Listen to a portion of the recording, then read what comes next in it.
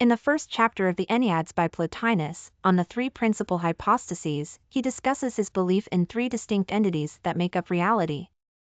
He begins with a discussion on how all things are connected and related to each other through their source or origin. This is followed by an exploration into what these sources might be, namely being, the one, intellect, nous, and soul, psyche. From here, Plotinus goes further into detail about each entity's role within this trinity as well as its relationship to one another. Finally, he concludes with some reflections on why it is important for us humans to understand our place within this cosmic order so we can live more harmoniously together in accordance with nature's laws. Ultimately then, Chapter 1 serves both as an introduction to Platonian philosophy while also providing readers insight into his views regarding the nature of existence itself. Plotinus begins by discussing the nature of existence and how it is related to unity. He states that all things are unified in a single source, which he calls the one or the good. This source contains within itself both being and non-being, as well as potentiality for everything else that exists outside of it. Plotinus then goes on to discuss the relationship between this one principle and its various manifestations throughout creation. These include matter, which has no real substance, form, which gives shape to material objects, soul, or life force, intellect/mind, spirit/divine will, etc. Finally, he concludes with an exploration into why we experience dualities such as good versus evil or beauty versus ugliness, ultimately concluding that they exist because our minds cannot comprehend absolute perfection without contrast. Plotinus begins by discussing the nature of souls and how they are related to bodies. He argues that a soul is not something separate from its body, but rather an integral part of it. Thus, when we speak about the descent of a soul into a body, what we really mean is that there has been some kind of transformation in which both elements have become one. The process itself involves two stages. Firstly, the soul must be purified or made ready for incarnation. Secondly, it must then enter into physical form through birth. Plotinus goes on to explain why this happens, namely because all things strive towards unity with their source, i.e., God, and so seek out ways in which they can achieve such union even if only temporarily via embodiment within matter-based forms like human beings or animals, etc.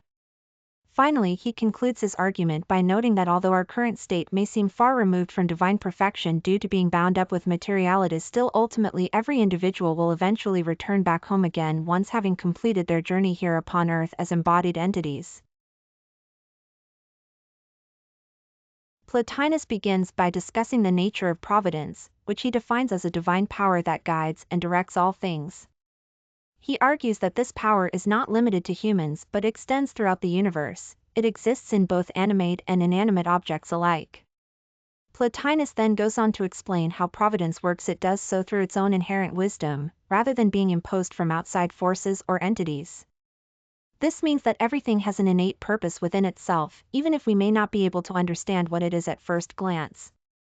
Finally, Plotinus concludes his discussion with a reminder for us all we should strive towards understanding our place within this grand scheme of things and use our knowledge wisely when making decisions about ourselves or others around us. Chapter 5 of the Enneads by Plotinus is focused on the kinds of being. He begins with a discussion about how there are three distinct levels or orders in which all beings exist: intelligible, intellectual, and sensible. In the intelligible order, he discusses that it contains two types: those who have an essence but no form, such as God, and those who possess both an essence and a form, like souls. This level also includes ideas such as beauty, truth, etc., which can be seen to transcend physical reality yet still remain within this realm. Moving on to the intellectual order, he explains that here we find things like numbers, mathematical principles, etc. These too do not take any particular shape or size, but rather they represent abstract concepts existing beyond our senses yet accessible through thought alone. Finally, for sensible objects, Plotinus states that these include anything tangible such as plants, animals, people. Basically everything visible around us in everyday life has its own unique characteristics, making up what makes them real entities separate from other forms of existence. Plotinus begins by discussing the nature of good, which he believes is a single entity that encompasses all things. He argues that it cannot be divided into parts and must exist in its entirety for anything to have value or meaning. The good transcends physical reality and can only be experienced through contemplation. Thus, Plotinus claims it is beyond human understanding but still accessible if one seeks out knowledge from within themselves. He then goes on to discuss how this concept relates to beauty as well as justice before concluding with an exploration of what constitutes true happiness and virtue according to his philosophy. Finally, he states that these qualities are ultimately derived from the one, i.e., God, who alone has access to perfect goodness. Plotinus begins by discussing the nature of evil, which he believes is not a substance but rather an absence or privation. He argues that it cannot be created and does not exist in itself, instead, it exists only as something lacking from what should have been present. Evil arises when good things are taken away or corrupted. For example, if someone were to take away health from a healthy person, they would create sickness, evil. Plotinus then goes on to discuss how this applies to souls. Since all souls come into existence with certain potentials for goodness already within them, any corruption of these potentials can lead to evil behavior. Finally, Plotinus discusses the source of evil. While some believe that God creates both good and bad out of nothingness, ex nihilo, others argue that there must be some pre-existing material upon which God works his will in order for anything at all, good or bad, to arise. Ultimately, though, no one knows where exactly such pre-existent matter comes from, so we remain uncertain about its origin. Plotinus begins by discussing the nature of soul and its relationship to body. He argues that while it is true that souls are connected with bodies, they do not originate from them, rather, they come down into physical form as a result of their own free will. The descent occurs in 3 stages. Firstly, there is an initial separation between the higher part, the intellect, and lower parts, sensory perception. Secondly, these 2 aspects become further separated through various levels or planes until finally reaching our material world where we experience life on Earth. Thirdly, this process can be reversed so that one may ascend back up towards union with God/the One again. Plotinus then goes on to discuss how each individual has different capacities for understanding depending upon his level of spiritual development. Some people have more capacity than others due to having gone through multiple cycles of descending and ascending already, before concluding by stating that ultimately all souls must eventually return home once again after completing their journey here below. Plotinus begins by discussing the threefold life of the soul, which is composed of its intellectual part, the noetic, its emotional or passionate aspect, the pathic, and a third element that combines both aspects. He then explains how each one has different functions in relation to knowledge. The intellect perceives truth through contemplation, emotion provides an impetus for action, while the combination allows us to act on our understanding. Plotinus goes on to discuss how these elements interact with each other within ourselves as well as externally when we come into contact with others. Finally, he concludes by emphasizing that it is important not only for individuals but also societies at large to cultivate all 3 parts if they are going to achieve true harmony and balance in their lives. Plotinus begins by discussing the nature of soul and its relationship to body. He argues that since souls are immaterial, they cannot be affected or changed in any way by physical objects.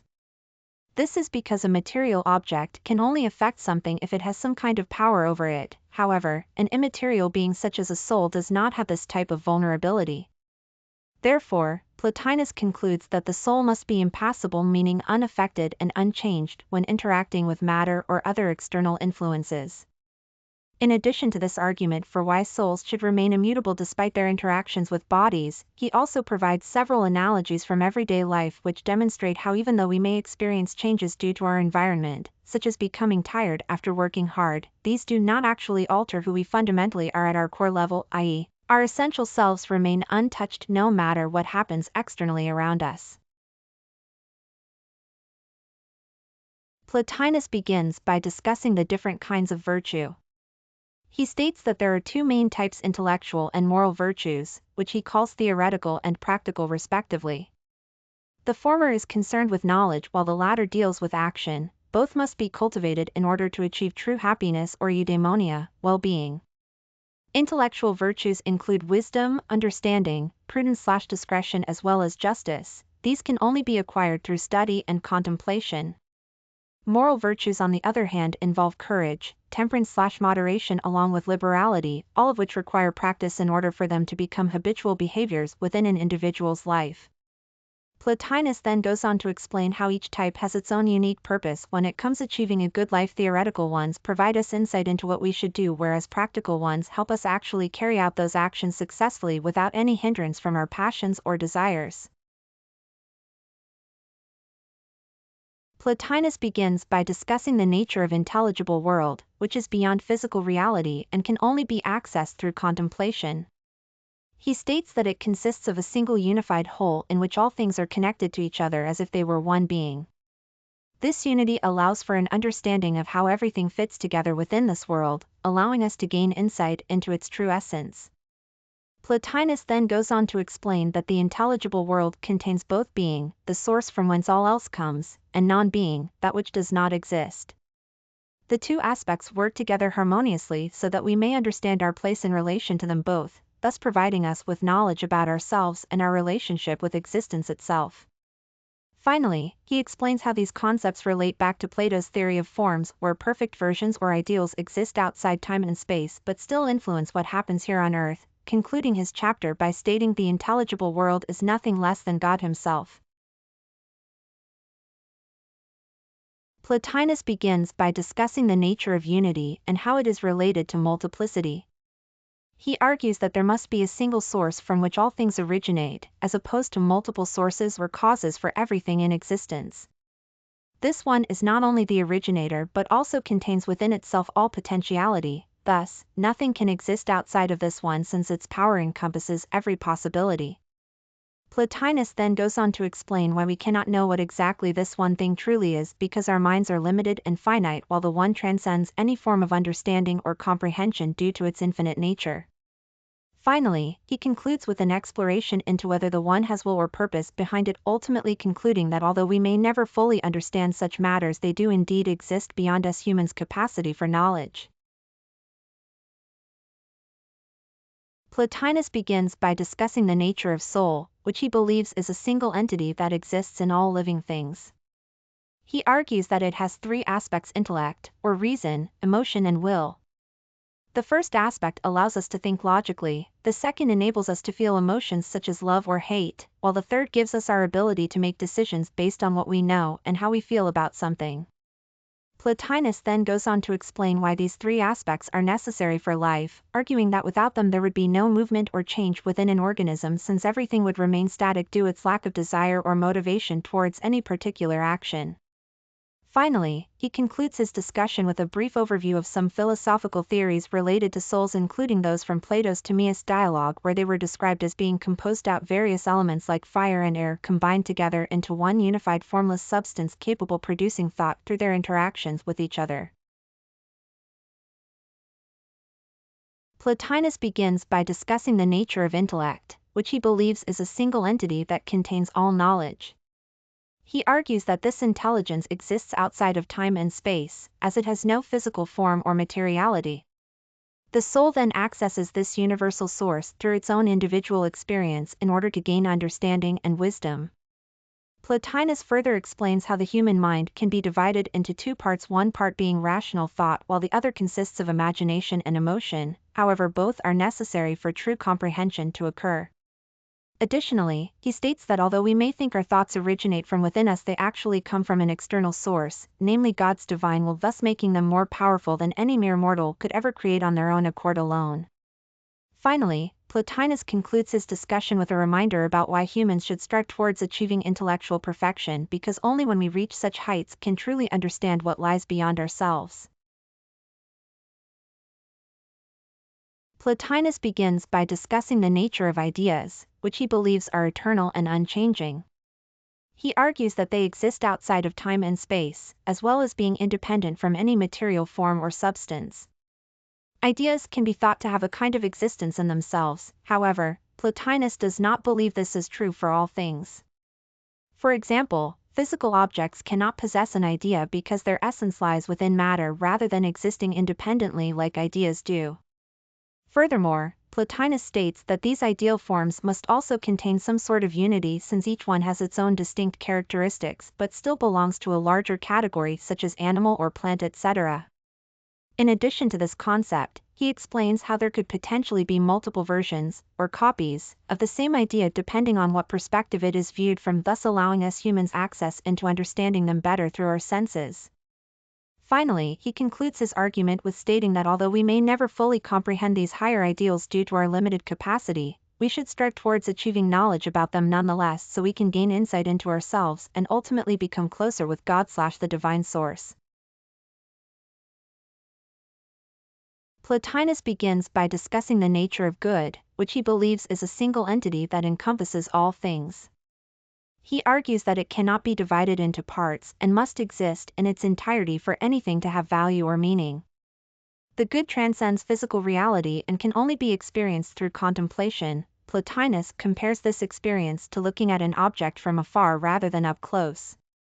He then goes on to discuss how the soul interacts with the good. When we contemplate something beautiful, our souls are drawn towards it as if they were being pulled upwards by some invisible force. This is what allows us to recognize beauty even though we may not understand why certain objects appear more attractive than others.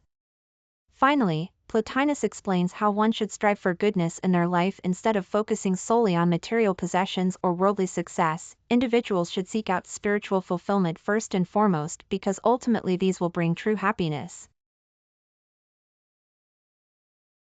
Plotinus begins by discussing the nature of unity and multiplicity.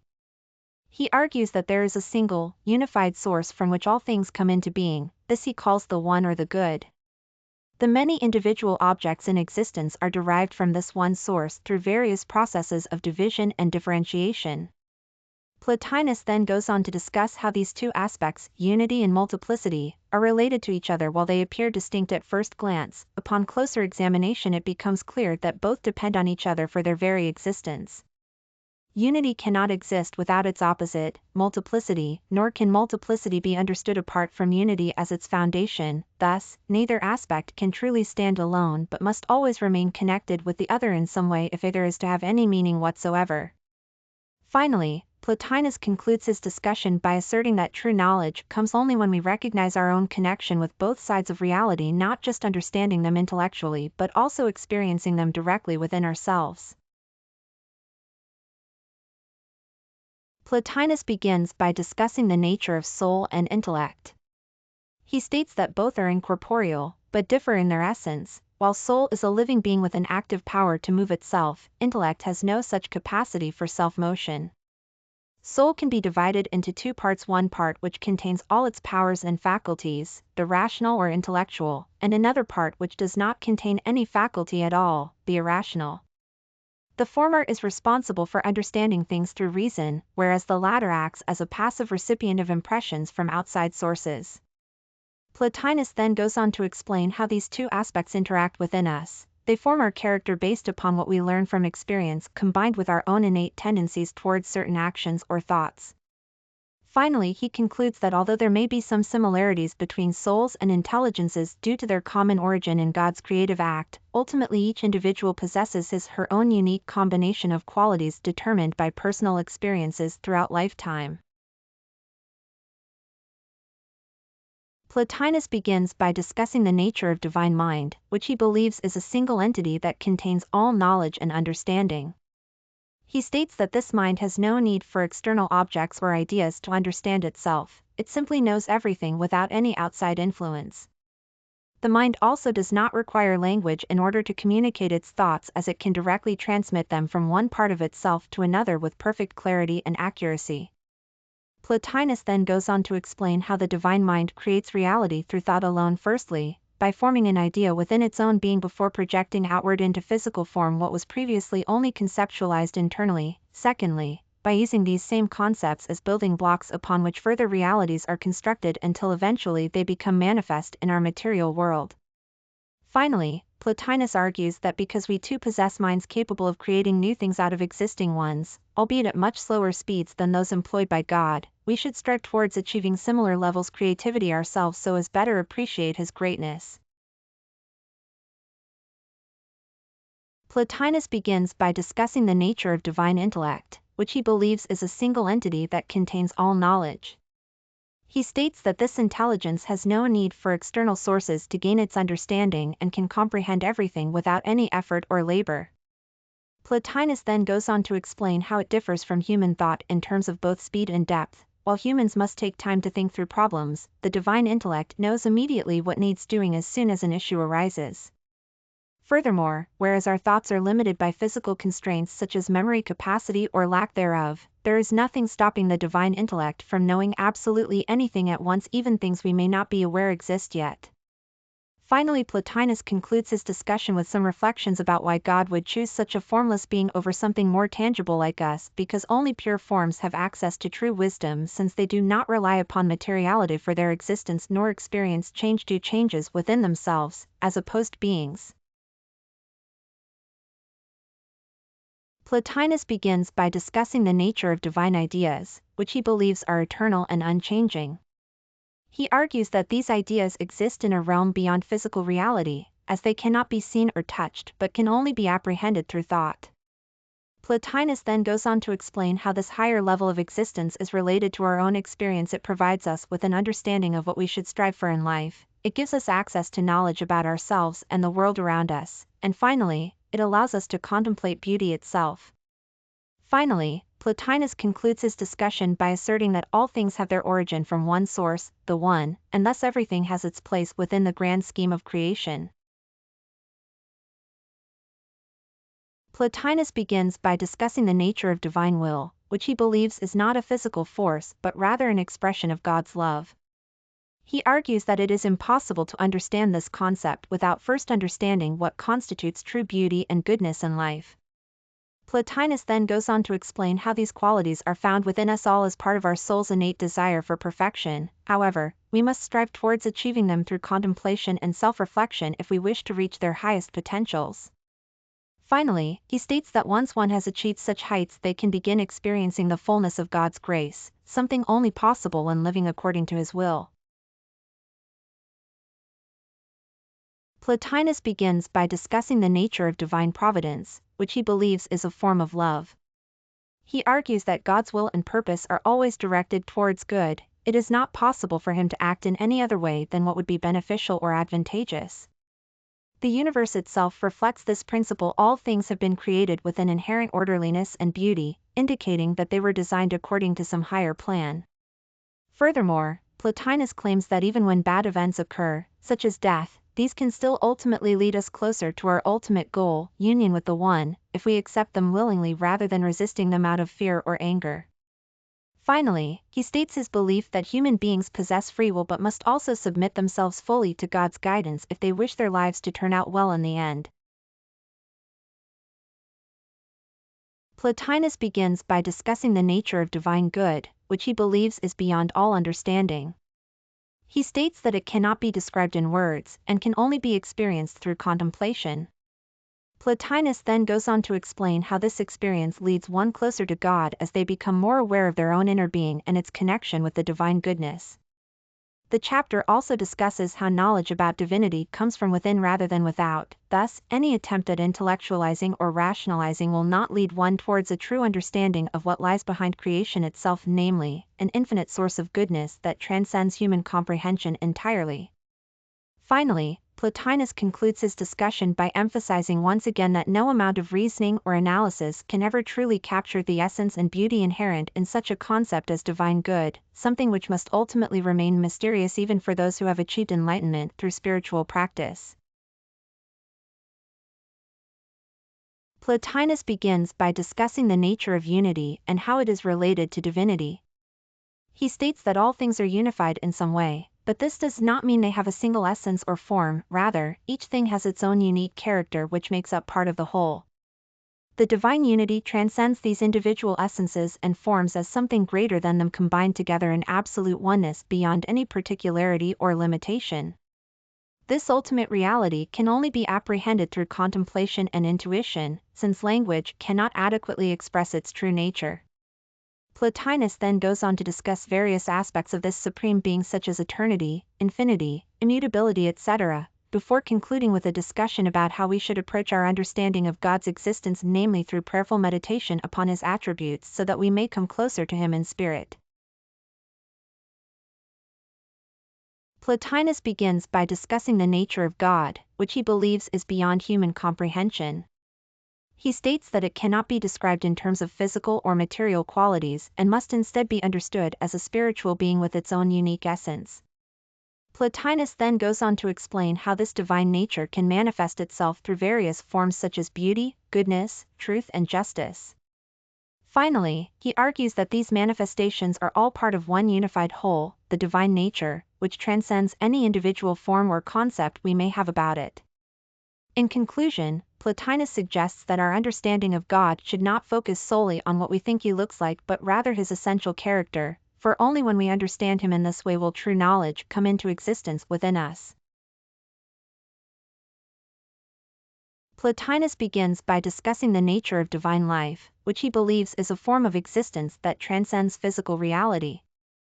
He argues that it cannot be described in terms of material objects or concepts because its essence lies beyond our understanding and experience.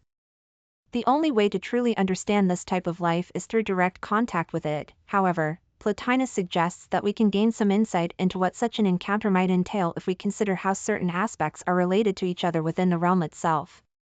For example, he states that all things exist as part of one unified whole and thus share a common source from which they derive their being, namely God himself. Furthermore, since everything originates from him, there must also be something connecting them together, love or the good as Plotinus calls it, which could refer either to God's own perfect goodness or else his creative power. Finally, according to Plotinus, any true knowledge about divinity requires us not just observe but actively participate in its activities so as become more like him ourselves, for instance by cultivating virtues such as courageousness and justice while avoiding vices like cowardice, greed, etc. Plotinus begins by discussing the nature of divine love, which he believes is a form of self-love. He argues that this type of love does not require an object to be loved and can exist independently from any other being or thing. This kind of love is pure in its essence and has no need for anything else, it simply exists as itself without needing external validation or approval. Plotinus then goes on to explain how this type of divinely inspired affection differs from human forms such as friendship, romantic relationships, etc., because these are based upon mutual exchange between two parties, whereas the former requires nothing but one's own presence within oneself in order to experience true joy and contentment. Finally, he concludes with his belief that all beings have access to this source if they choose so, even those who do not believe in God, since it comes directly from our innermost selves rather than relying on outside influences like religion or culture. Chapter 30 of the Enneads by Plotinus focuses on the nature of divine beauty. He begins with a discussion about how all things are beautiful in their own way, but that there is something special and unique to be found within divinity itself. This beauty transcends physical form or materiality, it can only truly be experienced through contemplation and spiritual insight. It is an eternal presence which radiates from God's very being, filling everything around us with its light and love. In this chapter he also speaks about how we must strive for purity if we wish to experience true joy, not just pleasure derived from external sources such as food or sex, because these will never bring lasting satisfaction nor lead one closer towards understanding the divine beauty at work in our lives. Finally, Plotinus concludes his thoughts by saying that although human beings may have difficulty comprehending what lies beyond them due to limited senses, they should still seek out knowledge so as not gain greater wisdom regarding life's mysteries, including those related to divinity's ultimate purpose for existence, love and joy. Through seeking truth diligently while maintaining humility before nature's grandeur, and ultimately God, humans can come ever closer towards experiencing real happiness here on earth even amidst suffering and sorrowful times alike, thus allowing themselves access into realms where pure bliss awaits them forevermore.